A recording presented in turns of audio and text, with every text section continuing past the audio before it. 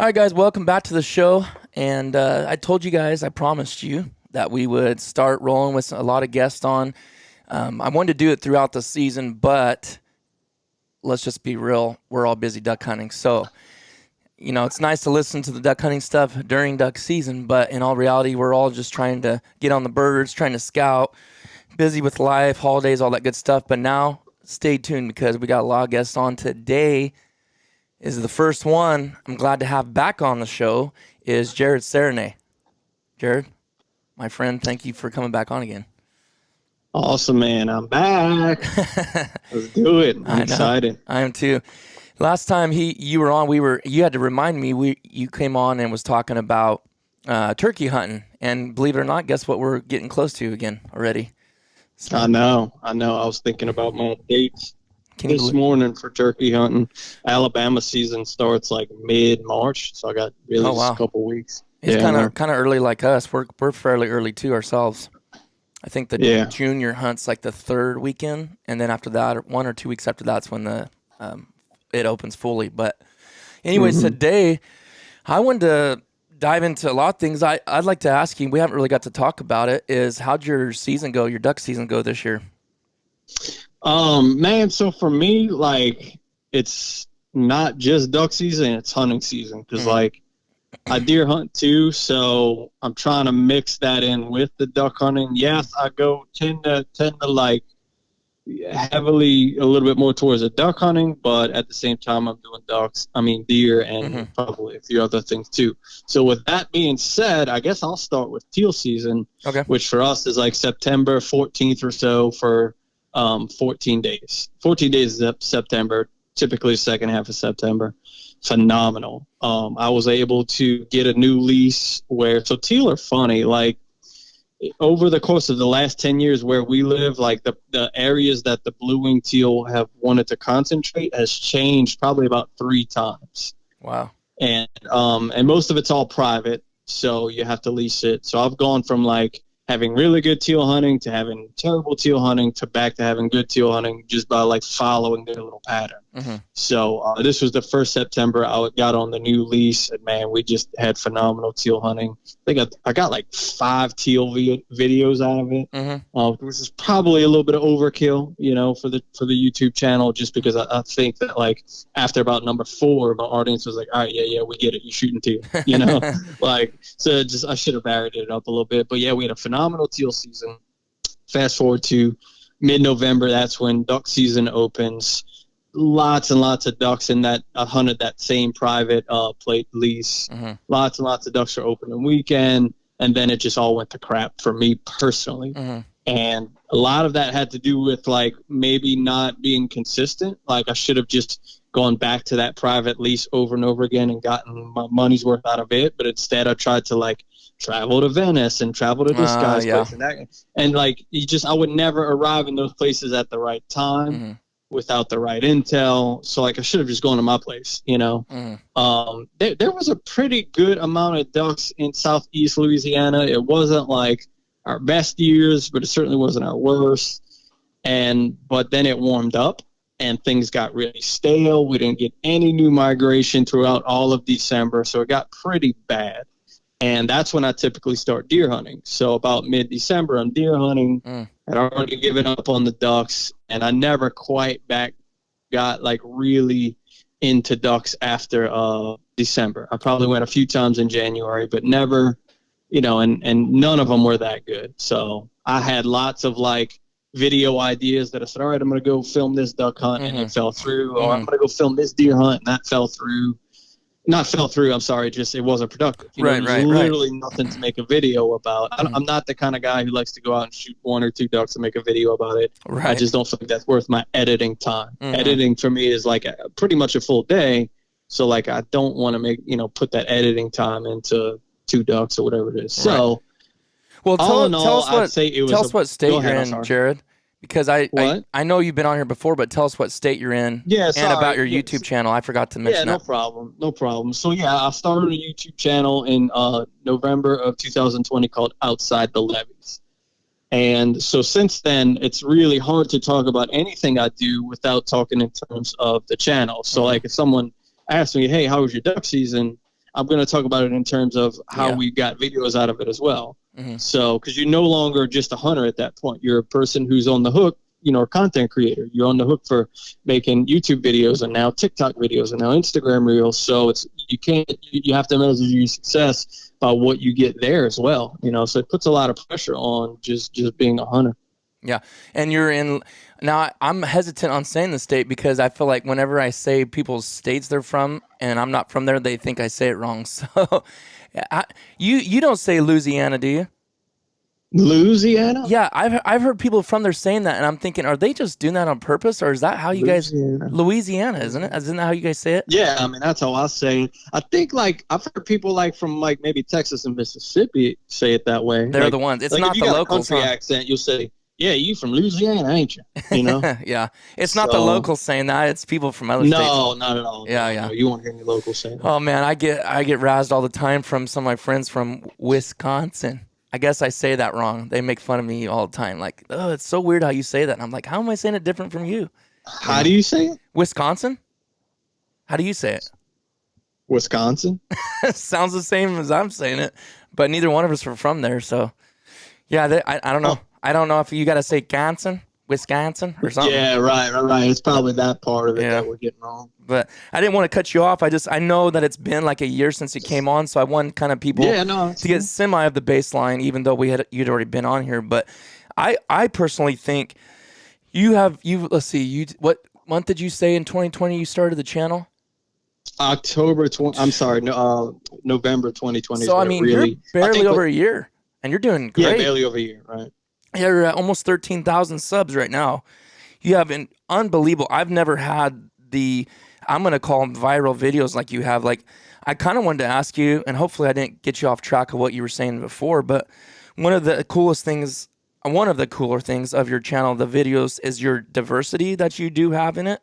You know, and I know we've got diversity out here in California. I just don't take advantage of it, filming it and stuff. But I thought that was really fun. And I was like, man, I got to get out there with Jared and do that someday, is that Nutria hunting. Well, do you guys call them Nutrias? It's a blast.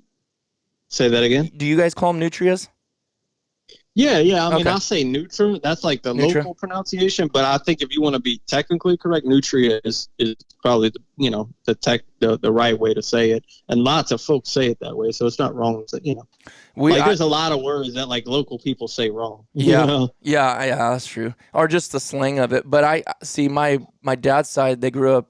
He was born and raised in Oregon, and there is a lot of those there. So I remember shooting those as a kid a lot because they'd get into my grandma's garden and all kinds of stuff, just tear stuff up. No kidding. Yeah, so, but here I've seen them a few, but they're nothing like they were in Oregon. But where you're at, I'm like, my God, they're infested there. There is. Yeah, big time. Boy. Big time. And they're just tearing it up, huh? It's like, kind of tell me about what they're doing as far as ruining stuff. So we had a native species called a muskrat. And it's really just kind of a smaller version of a Nutria. And at some point the Nutria because like a Nutria is larger, so it yields more fur. So I guess, you could farm it. Like the idea was like, okay, we got to go out and during the like the height of the fur trade, muskrats were highly, highly valuable for their fur. So someone who was like trying to work smarter, not harder, was like, look, we got to go out there, set all of these traps, run these traps, get these muskrat, and they're smaller. There's this animal called a Nutria that we can just farm and sell the fur and get a higher yield, So that was the idea. Well, of course, they got out of the farm and populated around the coast and really kind of displaced and took over from the muskrat. So like the muskrat is like rare now, it's hard. You don't ever see them anymore because the Nutria is kind of taken over. So I guess I don't know if like the muskrat and Nutria are that different in their their habits and the way that they eat. So, but the Nutria are more destructive, I guess, just because there's more of them. They're bigger. They populate better. So they dig and they eat root systems to plants. So that's not good when you have a dying delta like we do. We don't have a rebuilding delta. We've got a dying delta. So every bit of plant life is precious. Like everything that grows roots is precious. So these dudes are out there eating that. They make trails throughout the marsh, which, the trail can become a washout. and they displaced the native, the muskrat. So Now, I haven't finished that video. You guys, like I said, go check out his channel, Outside the Levees. You can follow him on Instagram. Are you on Facebook too? I just started a Facebook page for Outside the Levees. So yeah, there's a Facebook, I think TikTok. Oh, there we go. Yeah, you're on TikTok too, right? The Instagram. So sorry, you cut out a minute there, but it might. Can you hear me? Yeah, it might be me. I don't know, because we've been having some really weird connectivity issues. Okay. Do you want to stop there and? No, it's okay. No. Okay. We'll keep going. It was just a split second. I was saying, you asked if I was on Facebook. Yes, there's a Facebook page for Outside the Levees. I'm also on TikTok, where I do a lot of content on TikTok, and then Instagram as well. So yeah, something for everybody. Not everybody wants to watch a 20-minute YouTube video, and I get that. Right. Yeah, because you had 353,000 views on this, and it's only 3 weeks old. And anyways, if you guys want to check it out, it's probably the 4th video down from his most recent. But it says hunting giant marsh rats for food. So I've watched half of it. I haven't got to finish it yet, but I'm curious how you end up cooking that. Are they actually pretty decent, or? It's pretty like rabbit. We have swamp rabbits and cottontail. Mm-hmm. So it's pretty close to that. So yeah, I mean it's tasty. It's hard to get past the idea that it looks like a rat. Yeah. But all in all, it's pretty good to eat. So what about as far as we kind of talked a little bit about Teal season and the Nutrias and the other things. What was kind of some of your highlights this year that you really enjoyed the most out of hunting, just in general? Yeah, I don't know, man. That's kind of like, that's hard to, the highlights of the hunting season. It's hard. I don't know. I really don't. It wasn't really, nothing about it was super great, So like, I guess it was just getting to hang out with a few different people. And I'll tell you what it was for me. We had a day during the Thanksgiving break where I took the whole family duck hunting. So I've got me, my wife Teal, who duck hunts maybe once in a blue moon, and then my son Jack, who goes pretty often. He's 5, and then my son Milo, who is 4, or he was actually 3 at the time, and he went with us too. So it was his very first duck hunt. So I got the whole family. I'm paddling them around in a pirogue. We're getting out in the marsh. Everybody's got waders on, and we shot one duck, and it was fun. It was a good time. So I'd say that was probably my highlight, just getting everybody out. Then a few days later, we all went deer hunting. My stand's big enough, so we all got in the stand. So like a shooting house, Mm-hmm. And dude, it was a disaster. Like, the little one, Milo, could not keep quiet. We brought their iPads to keep him occupied. Mm-hmm. And like, dude, he'd be watching something on on his iPad and be like, whoa, like yelling. So like any deer or hog for miles could hear us. And of course we didn't see anything. So he won't be invited back to deer hunting. He got booted, huh? Yeah, he'll be more. I made a joke. I was like, he's going to be the dude who goes to hunting camp just to hang out and cook and drink and have a good time. Mm-hmm. Like, he may not even care about actually hunting. He's just a party animal there to have a good time. Exactly. That's awesome. Which a lot of guys do that. They join these hunting clubs and tell their wives they're going hunting. They just go to camp and drink. Yeah, exactly. Yeah, because I mean, hey, that's all right. I mean, if that's what they guys want to do, it's just that's. Yeah. I'm curious how you are, because with me, like those are the kind of guys that they can hunt where they want. I'll hunt where I want, and then we'll meet up together in the evening and have dinner and all that and hang out.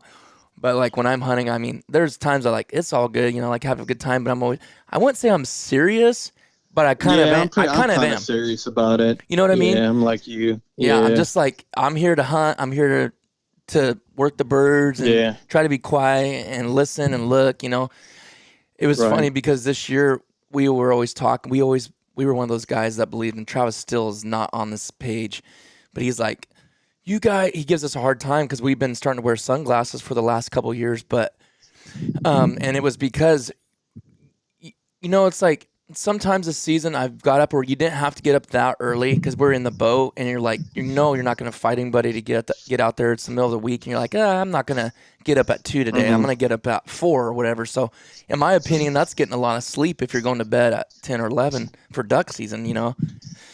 But we'd go out there and let's just say if you're out there all day, you're like, man, I got lots of sleep. Why am I so exhausted? Why are my eyes burning so bad? And we finally figured out, you know, it's just the focus. You're so focused on seeing the birds and watching for the birds that it like kind of tears your eyes up. At least it does. I know mine.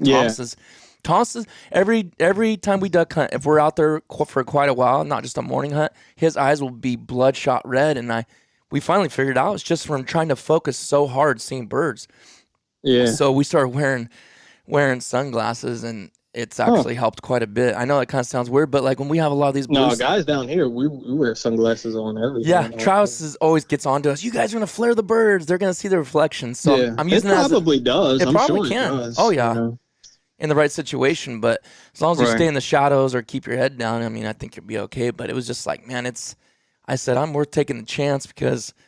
Oh, for sure. Because, man, your eyes are just burning like fire at the end of the day. So those are kind of one of the things we might do a little bit differently, but I'm just kind of first world problems, huh? Yeah, right. Well, it's just like kind of, you know, like here we are, like, I could have wear sunglasses when I hunt. You can have like, yeah, dudes who survived hunt. You know, their sunglasses didn't come around to what, like at least probably the late 1800s. I kind of wonder when was that? You know, like when did people start doing that? Yeah. Because I've always heard mixed things like, oh, if you wear sunglasses, it weakens your eyes, you know, which... It has to, because I can't even go without them now. You know, I've used them for so long, like I can't, you know, it would I guess it's probably the kind of thing where like if you really committed to not doing it, you could get it back, adjust, I guess. Yeah. Yeah, but I can't go a day without wearing them. You know what, this is not an advertisement at all, but I've wore all different kinds of brands of sunglasses. I've wore Spy, I've wore Oakleys, I've wore, trying to think of some other brands. I've wore quite a bit, but this year we started wearing those Leopolds, or I guess they say it Leupold, but man, those are the most comfortable sunglasses I have ever worn. I'm not going to say they were better as far as the lenses go, but just comfortable. Oh my goodness, they're good. Their frames are good. Mm-hmm. Yeah. Yeah, down here the big one is Costa. Most people wear Costa. I've had those.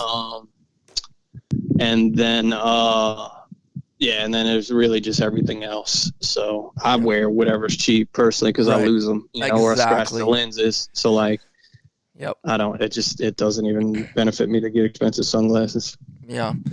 What are some of that kind of being a little bit of a topic of trying to really focus on doing everything you can do not to flare birds? I mean, what are some of the things that you guys do when you're hunting that's really, really important to you that you don't let slack? I mean, there's some obvious things like cover and stuff like that, but I mean, is there any other things that you guys are when you say you're serious, you know, when you're out there and you're focused, what is some of the things you guys really put a lot of attention on?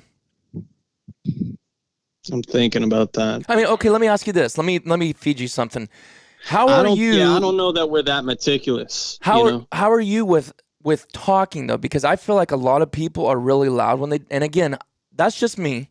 And if I'm with you and you guys talk, hey, that's your thing. I ain't gonna say nothing. But when I'm hunting in a spot that I know there's birds and they're wary birds, it's like whisper, quiet, always quiet, like trying to be quiet, not, you know. Yeah. But I hear so many guys are like, here they come. With that. Well, some guys are like, here they come, in a full audible voice. And I'm like, dude, I'm pretty sure ducks can hear. I don't know that for a fact, but no doubt. No doubt. But I will say this. So most of the time we're cutting up, making fun of each other, making jokes, you know, telling stories. And 9 times out of 10, while you're doing that, it's, oh crap, there they are. And they're right there. You see what I'm saying? That's kind of where I say, well, maybe that doesn't matter as much. You know? Yeah. But no, I'm really not strict about much of my blind. What I did do this year was to use brush that was taller than really we were probably comfortable with. So like it made us uncomfortable because like the brush was so tall you literally couldn't see over it. However, you just had to make a little hole and hope that you get, you know, a shot in that. So, and that made them come in, because what they do is they circle above, and they see the heads moving around in the blind where they literally couldn't see it because all they could see was the brush tops. Mm-hmm. So it was like bad and good. Like, we couldn't see them, but they couldn't see us either, Yeah. Yeah. So and that's the thing. I probably will stick with that. Like, that might be something I get a little bit more anal about, is like having this like really high brush. But we do, for us, you either kill them or you're not. Like, they're either flying that day or they're not. Like, there's not too many things you can do. You might get really meticulous and have like all these rules, and they'll help you kill an extra 3 or 4. But if they're not flying, you're not going to kill them. Now, what do you guys do after the hunt? Let's say, you're out there with 3 buddies and you guys kill about 15 birds. What's your process afterwards? Like, when you clean up, pick up the decoys, and you're headed back, do you take care of So we hunt, it's probably different than y'all. So like that new lease I got, that's far for us. It's a 45-minute truck drive, so it's like, oh my gosh, we drove so far, and it's a 5-minute boat ride. That's far for you? Huh? Yeah, exactly. Holy moly. You're probably going to exactly. Yeah. That's around the corner. But we're spoiled because it used to be a 15-minute truck drive and maybe a 25-minute boat ride, So I guess about the same time to get to your hunting spot.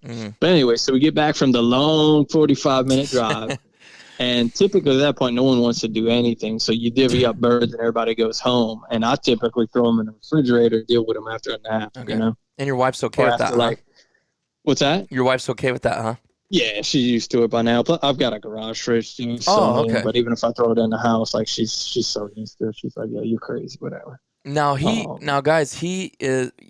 I feel like I haven't tasted the food yet, but I will one of these days. You're cooking, but from what I can see watching the videos, you know how to cook. So, give us kind of from start to finish. Like, so let's say you got 4 teal, or I don't know, you can pick whatever bird you want.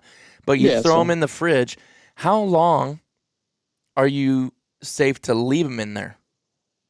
I think the longest I'll leave them like that is probably about 3 days. I think if you pulled the guts out before you did it, you could do it probably up to 7 days, I would think. But since I throw them in whole with guts in, I give them about 3 days. And so then feathers on, right? Yeah, feathers. Yeah, okay. just like after you shot them. It's nothing different. You might put a little paper towel down or something to absorb any blood that anything that. But so no, I'll pull them back out and then go sit outside on a table, and almost always the process is break the skin, either cut out the breast or pull the entire breastbone. Just depends on how many I have. Then pull livers, gizzards, and hearts. I don't eat liver. That goes to the dogs. Sometimes hearts and gizzards will go to the dogs too. Sometimes hearts and gizzards will get, keep it and cook something with it. And then I'll pull legs. So really the only thing left on the bird after that is like just, the breastbone if I didn't pull it. And then what little bit of scrap gets stuck, that you literally can't cut off the breastbone. So I tend to use most of all the bird. I do not like pot roasted duck. I think I don't either. I don't like it. It's like that, and that's like the quintessential Louisiana way to cook ducks, and I just don't like it. What about teal though, Jared? They all about pot roasting a duck with onions. What about teal though? I mean that's the number one duck. They're gonna get plucked. They're gonna pluck it whole, pull the guts, and pot roast it. And it's just, I don't think well done duck is good any kind of way. I agree.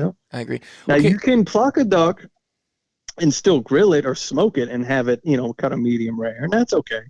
But I don't know. I just like to cook duck breast. Okay, going back just a little bit. What about? Have you ever found? I think it's the liver, if I'm not mistaken. And I can't pronounce it because I haven't heard it in a while. But they're foie gras or something like. Have you ever? That's the liver, isn't it? Mess with that. I know what you're talking about. Yeah. It's like I know what you're talking. I don't know much about it, but I do know what you're talking about. Okay, but how many of those do you see? If you're pulling all the innards out all the time like that, how many of those? Because don't they have a whitish look to them or something?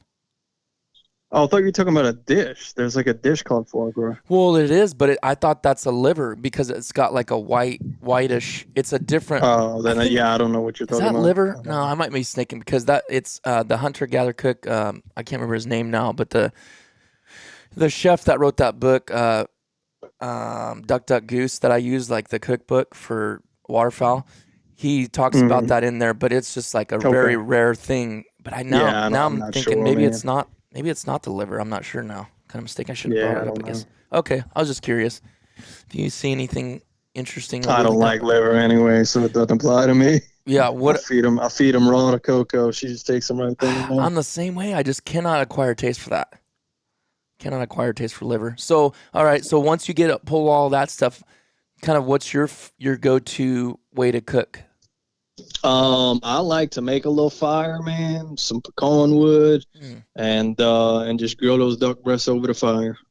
Fat on or fat? And then from there, you can eat it just like that with a side. You can, cut it thin into fajitas and make fajitas with it. You could, cut it thin into tacos. But it typically for me is always going to start with that method, like over a fire, heavy kosher salt, a little bit of pepper or some Cajun seasoning. And then from there, we'll see where it goes, And you just cook it to medium pretty much every time? Oh, yeah, every time. Mm-hmm.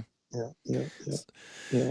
We do deep fry, like the kids like when I deep fry it. So like you cut it into strips, put it in egg wash, which is like some egg and milk, and then roll it in like a some type of fry batter, and then just deep fry it. And the kids will eat that probably 2 out of every 4 times I cook it. Wow. You know how kids are. It's like one day they love something, the next day they won't touch it. Yeah. But that's the way I like it. And that's the same thing. Like, so once you get that, you can put that on top of a Caesar salad. You can put that in a wrap. You can do, so it's like, kind of take those 2 methods and then just either make it really complex from there or make it simple from there.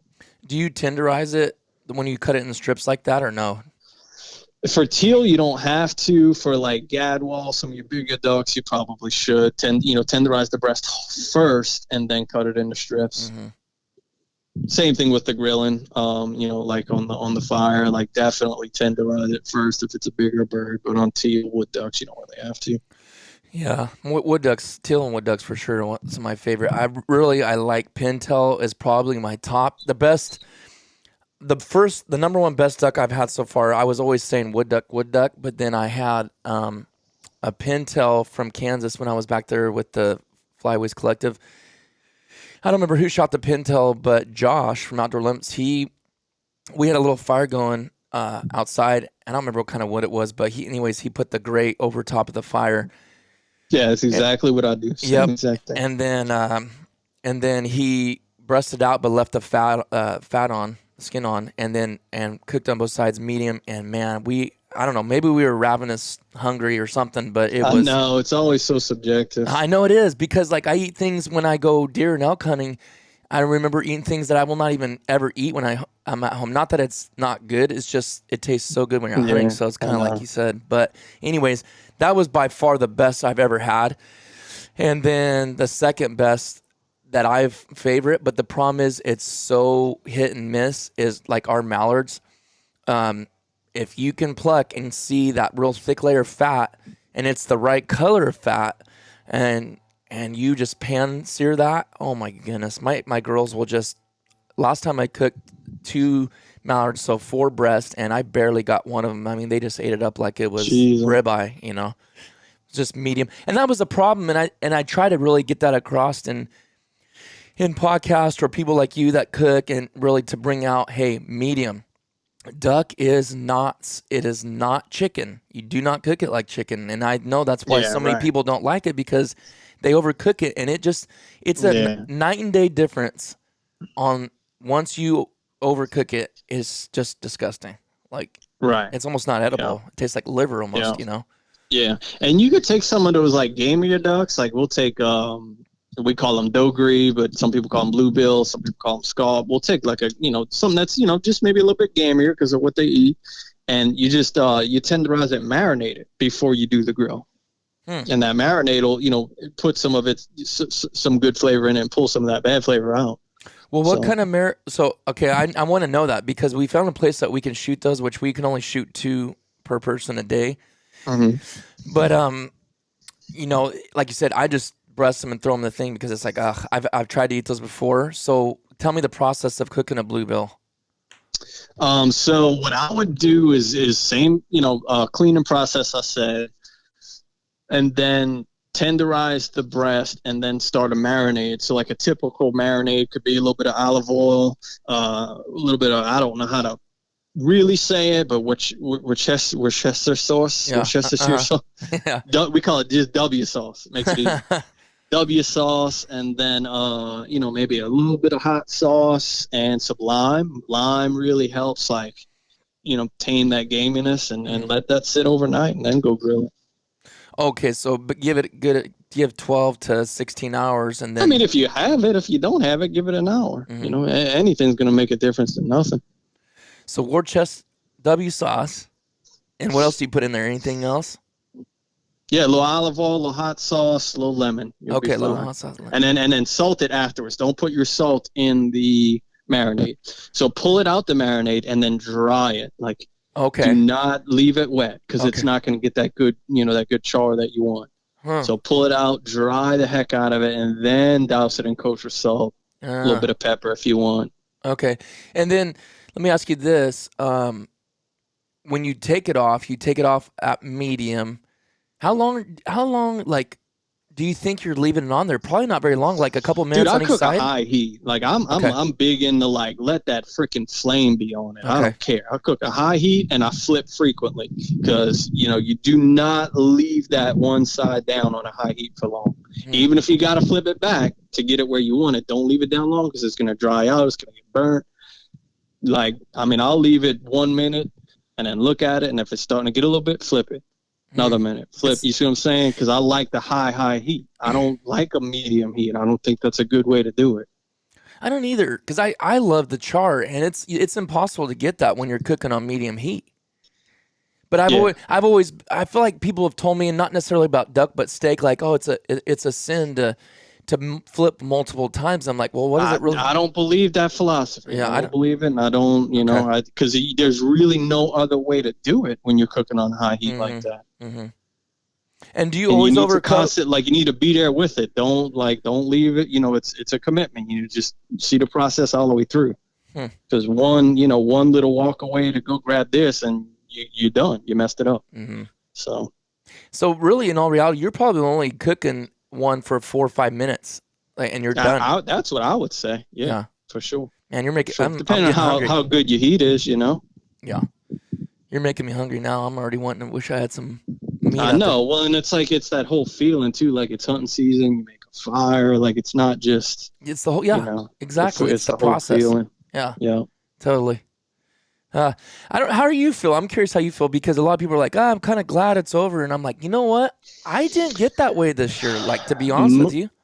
Most of the time, I'm very sad. I'm like, so we had a delayed winter this year. It was real warm for December. We didn't get any cold weather until pretty much the end of January and through February. And by then, I'm like, I'm over it. I'm like, no, I don't want the cold. Like, and normally I prefer cold weather, but this year, for whatever reason, I'm over it. And, like, here's the thing too. My post-hunting, quote-unquote, hunting season videos are doing much better than my, like, in the midst of it, duck hunting videos. Those videos did terrible. So I'm glad it's over, because it just wasn't. If I never filmed a single one of them, it wasn't that good, and then the videos didn't do that well. So yeah, I'm glad it's over. Now I have plenty of time to contemplate what went wrong, what I can do right next year. Right. Yes, this year, yes, I'm glad it's over. Okay. Well, I'm not on that page for some reason. I usually am, but this year I'm usually not. I'm usually depressed. Like, when I first start seeing the first little green buds on the trees, our willow trees, they bloom first, and I get so depressed when I see that, because it lets me know it's officially over. It's about to get hot again. It's going to get humid again, and I'm like, I go through a little depression when I see that. But this year, I'm like, yeah, bring it on. Let's move on to the next thing: crawfish, crappie fishing. Yeah, so. I'm kind of actually getting kind of pumped for turkey season. I've got a couple contact in places now that there's some I usually, I don't know, I'm hit and miss. I'll say I'm going to do turkey videos, and then I'm like start them and I do a couple and then I just don't. But but these places are like really good spots. So I think it would be fairly easy. And some of it's up in Northern California too. That's just, it's one of my favorite places to be is Northern California. Like, if they ever separated California, I know people have talked about that. They've always talked about splitting California. I was like, I would actually move, because I would actually move wherever that line's at. I would go on the other side of it, because it's still a different world. If you've ever, well, you've been out here, but if you ever go to that area, I'm telling you, it's not California like what people think of California. It's its own place, and it's just beautiful. Oh, for sure. The people are different. I mean, it's just not that there's bad people here in the Central Valley, but it's just a different mindset. Yeah, like they got like California rednecks up there. Yeah, it is. Oh, it totally is. That's exactly what it is, actually. But people which is think, good. I'm not saying. I say, those terms for me are positive. Like that's my people. So I'm definitely not seeing it as a negative thing. Well, that's the funny thing is that's what I consider us, right? Like I consider California rednecks the stuff we do, and then we got the bougie stuff, I guess, on the side. People think, depending on what you wear, what you shoot, whatever. Everybody's got their own opinions, but anyways, one more thing. I don't know, this may not be up your alley, but kind of a random topic. Speaking of like wearing what you're wearing and stuff, I have really started switching over and really wanting, and it's like, man, I don't know if I'm going to sell some of my stuff or what I'm going to do, but I really want to start going solids on my gear, because in all reality, you can ask anybody, Sitka's gear is by far the best quality gear I've ever used, but I don't like wearing the marsh pattern out. It's not something you're going to wear hunting and then wear to go to dinner or something. Oh, yeah, so you're looking to get a little bit more use for... Yeah, it'd be like, I like hunting in solids. I always have, but it's just like, okay, if I want to get this gear, this is the patterns I'm going to wear, but now Sitka's come out with a lot of solid stuff. Yeah. Again, this is kind of I guess, I don't know if that's the right term, bougie, but like, okay, it really doesn't matter, because I've went from Walmart gear to Cabela's gear to Sitka. Like I wear whatever. I still have Drake hoodies I wear all the time. It just depends on. I just try to match the environment I'm going in, and if I'm going somewhere super harsh, then I will be in my Sitka stuff just because it's the warmer stuff I've got. But how are you? You're probably not all worried about that either yourself, right? Just whatever works on your gear. Yeah, I mean, I think everyone who hunts should have at least a Gore-Tex jacket. Mm-hmm. So, because that's going to be your, I guess, tried and true, rain, moisture protection. And let's face it, being wet sucks. Mm-hmm. Can I say that? Or should I say that again? No. Huh? Okay. Yeah, it sucks. Sucks being wet. Nobody likes to be wet. So I would say anybody who hunts should have at least something that's Gore-Tex. I don't care who makes it, because it's all Gore-Tex at the end of the day. So like that's where I'm gonna splurge. Everything else, dude, and it just all depends. Like Southern hunters, we ride a 4-wheeler close to our deer stand for the most part. I'm not saying all Southern hunters are that way, but a lot of us are part of deer clubs. Mm-hmm. We ride a 4-wheeler, so like we're not really brave in the elements, walking a lot to get to the, but and I'm not saying that as a general rule. There are lots of guys who go hunt public land who have to walk a mile to their spot, and they need something that's breathable and all different purposes. So with that being said, it's just going to, I would say gear really just has to do with the type of stuff that you do. So for me, I get that Gore-Tex jacket. Everything after that can be Walmart. I'm good, Mm-hmm. Yeah. As long as you stay dry. I mean, that's the key. Right. And honestly, I mean, if it's a rainy day that I think is going to suck, I'm not going anywhere. I'm not going to sit in the rain and shoot no ducks. Well, hey, now you must be on the same page as me, because I hear this so much, and this is me now. This has been my experience. When it is pouring rain, it's not good duck hunting. I don't know why people always think, oh man, if it's raining, storming, I mean, if there's wind involved, but like when it's a hard rain, the ducks aren't flying; they're sitting on the water. Right. From what I've you kind of want to like have your window of when that ends, and then try to be ready for when it ends. Yep. So, and then the other thing the Gore-Tex does too, it cuts down the wind. And for guys like us who hunt in boats, hell, them boat rides are freaking cold. Oh my goodness! So that Gore-Tex is going to cut down the wind too. So. Yeah, I've been in some cold boat rides this year. I mean, ferocity. And I knew going into it, because I've had boats for years. I grew up with not bass or not duck boats, but bass boats. So whatever, same difference as far as being on a boat ride. You know you got to wear that extra stuff because most time we were hiking in years past. So you're really cutting layers down, and then when you get out there, you put them back on, so you're not sweating, right? But on the boat ride, and you're not hiking and carrying stuff, you kind of stay bundled up more than you normally would when you're hunting, walking in public land like we would do. So we were prepared. I never felt like I got cold. I will say there was a few little tips I could use as far as my hands and what you're wearing when you're driving to the spot, because that's a different beast in itself, you know. But it all in all, you know, I stayed warm this year, and it's amazing because I remember maybe I got a little bit more fat on me. I'm pretty sure about 30 pounds more than I did when I was a teenager. But when I was a teenager, I felt like I was like cold a lot. Right now, I'm just like and my gear wasn't obviously as good. I mean, you know, we're skimping on this and that. Well, you learn how to layer too, like, you know, and that all comes from like the whole like backpacking. You know, you just you go with your base layer, your insulation layer, and then your shell. So I mean, any iteration of that, it doesn't, you know, you can literally do that whole concept from anybody who sells any type of outdoor clothing. So it does, and the good news is, like you said, we know solids work, so you don't have to buy camo. Yeah, but. Well, Jared, I'm gonna let you go.